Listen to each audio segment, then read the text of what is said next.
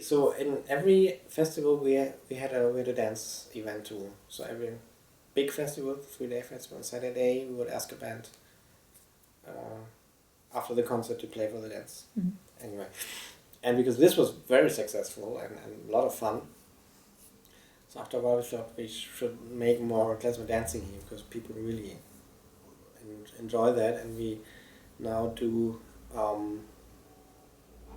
This is, I think, more than half a year now. Like every 2 months, we have a Klezmer Tanzhaus in a very nice room. Also, it used to be a dance hall, not too big. Yeah, we have duo, fixed duo, Tangoyen out of the region here.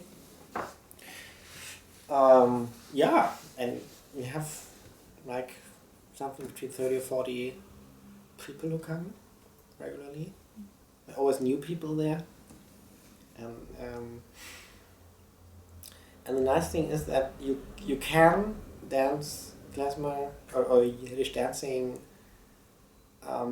So you can dance it in both ways. You can dance it very specific, stylistic, fine. Then can go very deep. You can express a lot. You can also just go for it and just do it. It's not pretty much in the style, but you don't have to learn a lot. The steps aren't hard to learn, so you can just come and dance and have the fun part of it. People enjoy that really much.